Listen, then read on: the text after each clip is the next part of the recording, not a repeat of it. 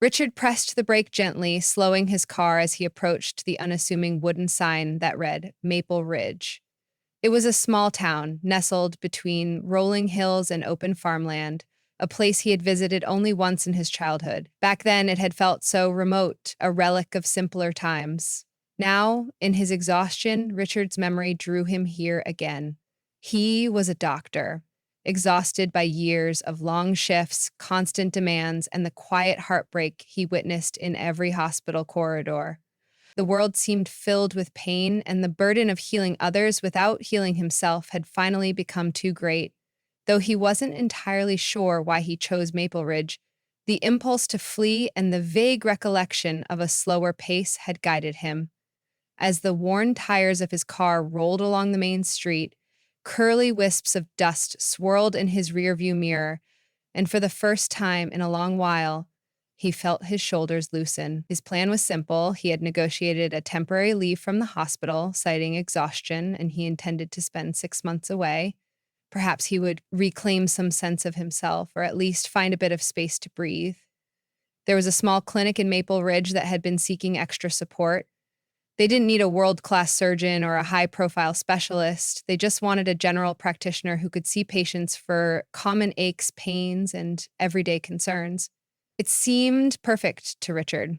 Maybe a slower routine would remind him why he had become a doctor in the first place. In his younger years, the thrill of saving lives had lit a steady flame in his heart. Over time, however, the relentless demands and emotionally draining tragedies in a large urban hospital had cooled that flame, turning it into little more than a barely flickering ember. The clinic was exactly how he had imagined, a humble one-story structure with a bright red door and a cheerful sign that read Maple Ridge Community Health. Hanging baskets of begonias, along with small planters bursting with herbs, flanked the entrance. The waiting room looked more like a cozy living area than a medical space. Soft chairs replaced the usual rigid plastic seating, and warm lamps glowed in every corner. It smelled faintly of lavender, perhaps from potpourri or a diffuser kept discreetly behind the reception desk. Even the stale tang of antiseptic was nearly absent. The scene felt inviting, almost like a home, and Richard felt a subtle wave of comfort wash over him. He was greeted by Bee, the clinic's lone receptionist and administrator. She was in her late 60s, her hair lined with silver, and her eyes had a perpetual sparkle. She had an easy manner about her, quick to offer a smile and good conversation. "Welcome, doctor," she said with a warmth that cut through all formality. "We've been waiting for you. You're in for quite a new way of life here." Her words were free of judgment, carrying the gentle hope that a weary soul might find rest in their small community. Richard felt oddly relieved. With a genuine smile tugging at his lips, he nodded. Maybe rest was exactly what he needed. Within a day, he settled into a tiny apartment at the edge of town. A large oak tree shaded the front porch, where a single rocking chair invited him to sit, read, or simply watch passers-by. There was no cacophony of sirens, no whir of buses or throngs of people. Instead, there were chirping birds, a soft breeze, and the distant bark of a neighbor's dog. On his second evening, he sat out on that porch, letting the setting sun bathe the town in gold. For a moment, it felt surreal, like he'd stepped into a painting, capturing a simpler era, free from the relentless march of technology and deadlines. The next morning, his first day at the clinic began with a warm greeting from Bee and a cheerful introduction to the other staff members. Though there weren't many, there was Harriet, a friendly nurse in her early 40s who had lived in Maple Ridge her whole life, and Mike, a physician's assistant, eager to learn from Richard's experience. Mike had grown up several towns away, but had heard of Maple Ridge's close-knit community and jumped at the chance to be part of something that felt personal and meaningful. Together, they formed a small team, dedicated to ensuring that no one in the region went without basic care. That day's patient schedule was modest: an elderly farmer with mild back pain, a young mother worried about her toddler's persistent cough, and an older woman who simply seemed lonely. In the hospital context Richard was used to, these cases would barely register. But here, each encounter took on a richer texture. The farmer shared stories of struggling with finances, looking for someone who might understand more than just the mechanics of back pain. The mother, a woman named Leona, exuded both love and steadfast exhaustion. Her toddler, Annie, had an ear infection. As Richard examined Annie and wrote out a prescription, he noticed Leona's trembling hands and worried expression. They talked about small remedies, the importance of rest, and the benefit of her leaning on supportive neighbors. A simple 5-minute consultation turned into a conversation that offered Leona solace. The older woman, June, came with no obvious ailment. She chatted about her late husband, her grown children who had moved far away, and her own quiet house. The moment Richard asked a simple question, "How are you really doing?" tears welled in her eyes. She had been holding on to loneliness. In a flurry, Harriet brought in tissues, and June expressed gratitude for having someone just to listen.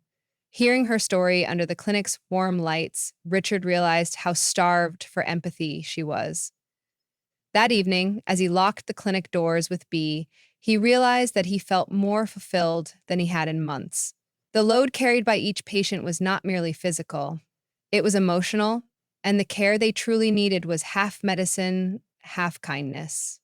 He drove home in the stone blue twilight, oddly energized, as though a small spark had ignited somewhere within him again. As the days turned to weeks, Richard found himself woven into the gentle rhythm of Maple Ridge. The people were generous with their time and thankful for his presence. Farmer Tom, who had come in for back pain, delivered fresh vegetables to the clinic's doorstep in gratitude, while Leona dropped by jars of homemade jam. Little gestures spilled forth from everyone, and they reminded Richard that caring for patients wasn't just a one-sided duty. It had the potential to bolster him in return, as though an invisible circle of support flowed from the giver to the receiver. Still, the quiet hush of Maple Ridge did not spare him from real concerns. One crisp morning in October, Harriet came dashing into his office. Her usually serene face was filled with worry. A high school student, Lily, was brought in with severe abdominal pain and a dangerously high fever. Lily's mother stood anxiously by, hands trembling as she relayed what had happened the night before. Richard listened closely, going through each possibility in his mind. While the clinic was equipped with basic medicines and essential diagnostic tools, Lily's condition seemed more ominous than a routine virus. Carefully, he examined her, suspecting appendicitis. The trouble was, the nearest hospital with surgical facilities was an hour and a half away. With a sense of urgency, they arranged for an ambulance. As Lily lay on a stretcher, her eyes watering from the pain, Richard gently squeezed her hand. "You'll be all right," he reassured her, the trembling mother, and himself all at once. "They'll take you to the hospital and you'll get the care you need. I only wish we could do more here." Lily's mother nodded, relieved to see a doctor who not only knew what needed to be done, but exuded genuine concern. After the ambulance left, Harriet remained in the hallway, arms folded. "I'm worried," she whispered. "Her clinic can only do so much. What if she needed help quicker?" Richard placed a comforting hand on her shoulder. "We did the best we could. Lily needed a surgeon. The hospital is the right place for her." Harriet nodded, tearful but trusting. Still, doubt lingered in Richard's mind. Maple Ridge's clinic was limited, but was it enough to truly serve everyone who came through the door? That question stayed with him for the next 2 days, until Lily's mother drove back into town to share the news that her daughter had come through surgery successfully and was recovering well. The look of gratitude on the mother's face was enough to quell Richard's doubts, if only for a moment. It reminded him that even the simplest acts, like taking the time to listen, to comfort, to guide, could have transformative power. The mother pressed his hands, tears pooling in her eyes, and thanked him repeatedly. Richard felt a tug in his chest. He had become a doctor to help people in moments of crisis, but in his weary state, he had forgotten the sense of purpose that had once fueled him. Now, in the quiet of Maple Ridge, he could feel that purpose returning. Over afternoons spent diagnosing minor fractures or scolding children to be more careful, Richard grew closer to the townspeople. On weekends, the once lonesome streets came alive with a market where local artisans sold homemade soaps, knitted scarves, and baked goods. Moonlit barn dances brought together neighbors for fiddles, laughter, and warm cider beneath string lights. Richard found himself happily invited to these gatherings, and though at first he was reluctant, still feeling a certain protective shell around himself, over time, he accepted the invitations. Each event reminded him of the strong fabric of community that Maple Ridge wove around its inhabitants, a sense of belonging completely different from the big city's anonymity. The townspeople saw him not simply as the doctor, but as Richard, a man who had come to them weary and searching, and for every moment of compassionate care he offered, they responded in kind, sending him away with stories, affection, and hope. He started to enjoy small freedoms he had all but forgotten. Early mornings, he took quiet strolls by the river at the eastern edge of town, the water reflecting the pink and orange dawn sky. He savored Sunday mornings playing chess with Bee's husband, Sean, who had a wry sense of humor and a knack for conversation. Richard even permitted himself the indulgence of losing track of time while reading a good novel, rather than feeling every moment had to be accounted for in the hospital's unending schedule. He was healing, slowly but definitely. One brisk afternoon, during a house call to an older patient, Richard was invited to stay for tea. Mrs. Peterson had a gentle smile that belied her constant arthritis pain, and her cozy sitting room showcased family photos and crocheted blankets draped across the furniture. She poured them both a cup of tea and offered him a seat on a sagging sofa. The steam from the mug curled in the sunlight, and Richard realized it had been years since he'd engaged so simply in a patient's home. It felt personal, but also entirely appropriate in Maple Ridge's close-knit culture. As they sipped tea, talk drifted from the typical questions of Miss Peterson's medication schedule into stories of her youth. The bright summer nights when children ran freely, the love and loss that had shaped her adulthood. She spoke of life's challenges with a kind of acceptance that eased Richard's own unease about the future. Doctor, she said, setting her cup gently on the saucer, I've encountered my share of hardships.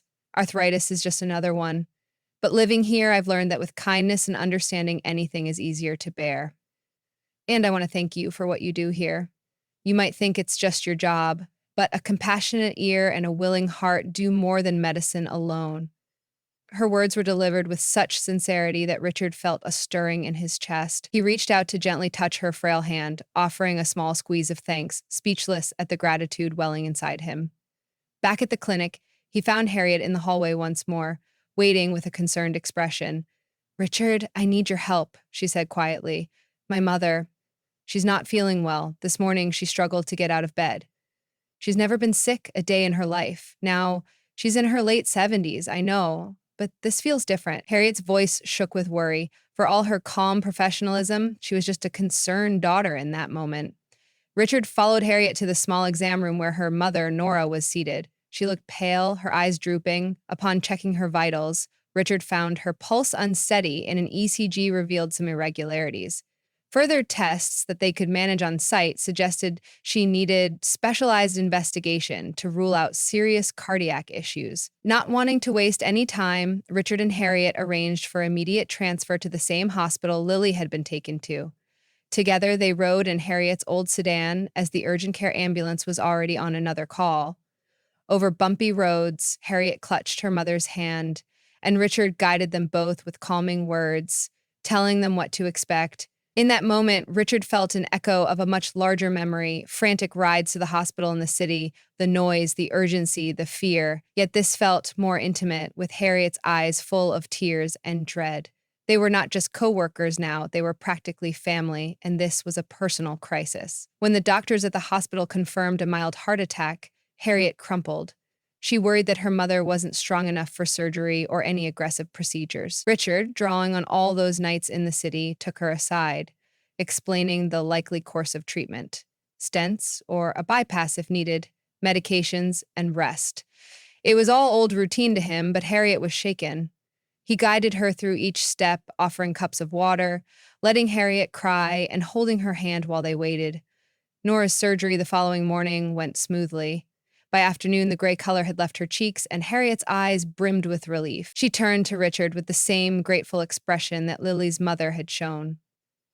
I couldn't have done this without you. Harriet whispered, her voice thick with emotion. Thank you.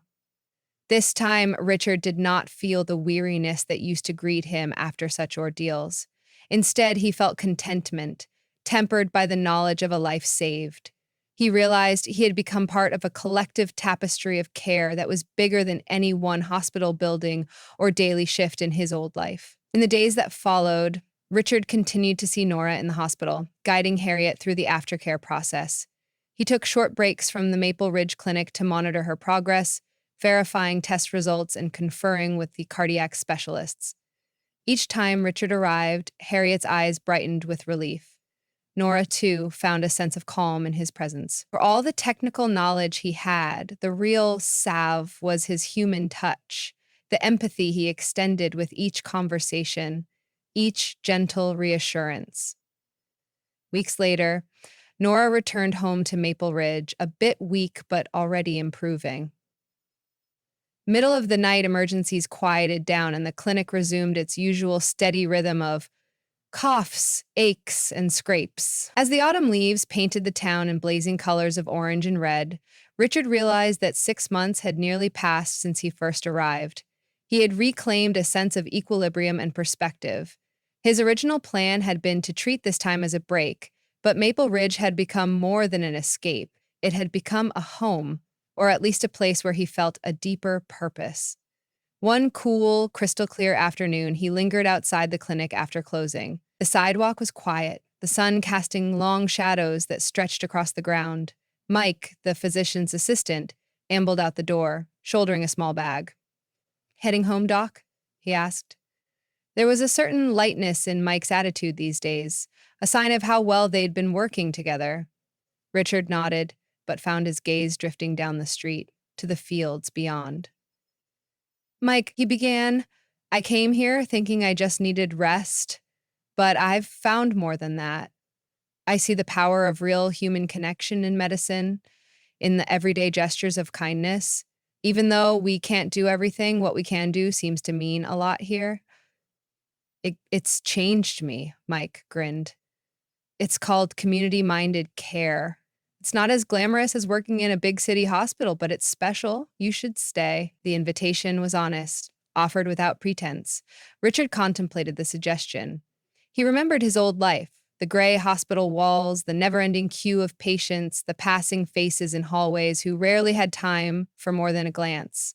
He also recalled the draining sense that he was simply a cog in a machine.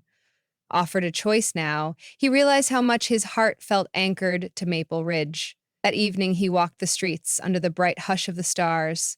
The small cafes had closed early, and the lampposts illuminated the sidewalk in patches of gentle light.